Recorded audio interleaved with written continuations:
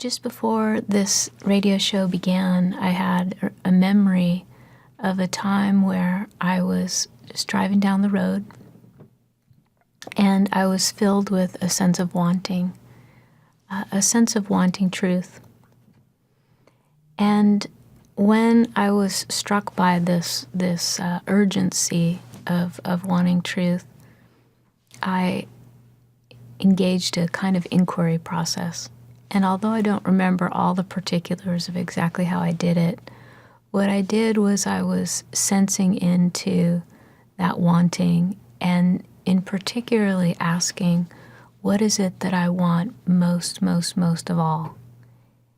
And instead of just assuming that what I wanted was truth, I just went into the wanting itself and was asking, what is it that I want most of all? And a smile came over my face when all of a sudden I had this very clear sense that I want not to want. I want that cessation of wanting itself, seeking, striving, wanting something to be different.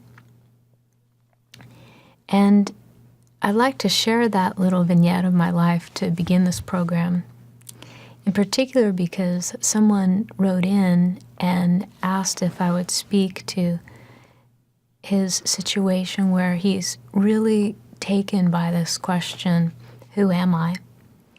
And it seems to be all that he wants to give his time to.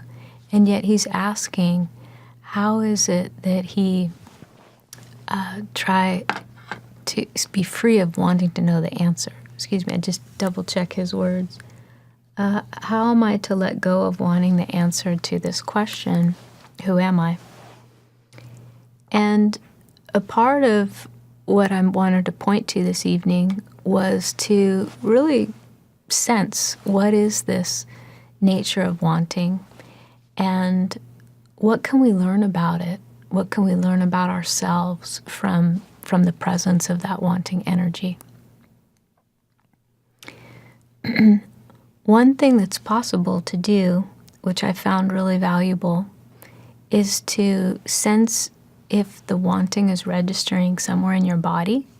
You know, often people experience wanting as a kind of, like I want this, like a kind of yearning or grasping. Not that yearning's necessarily the same as wanting, but they have a very similar energetic of a kind of energy that often will rise up from the core of your body and propel you forward into the world, into a seeking energy or a grasping energy.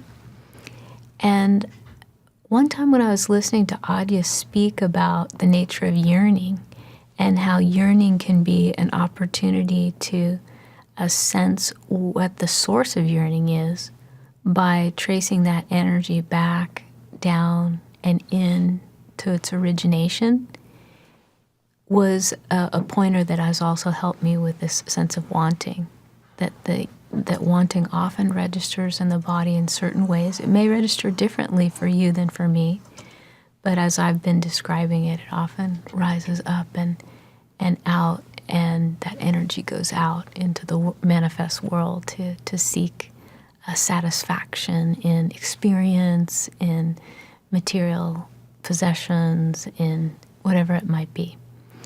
And so one opportunity is to turn into that energy and to trace it back down to its source. So this is something that if you're experiencing wanting energy, you might try, not for the purpose of getting something in particular, but just for the act of really being intimate with your experience and learning from it and seeing what might be calling you. What is at the very source or the heart of what might be calling you? And many people have reported to me, to their surprise, that traversing of energy brings them back to a sense of being that is different than what they're experiencing prior when they were in that wanting mode. and that it's often a very pleasant way of being. So inquiry isn't always in the form of a question with a question mark at the end, like who am I, question mark. Inquiry can be a kind of exploration in your being of sensing into things and, as I said, being intimate with them and getting to know them and seeing what reveals to you through your deep listening and your deep sensing, deep looking.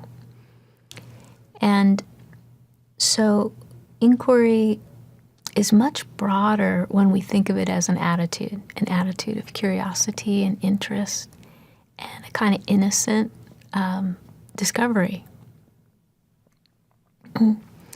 Another way that you might entertain the felt sense of wanting is that you might begin to get to know that wanting will often map to a sense of experience that's very personal and me-centered.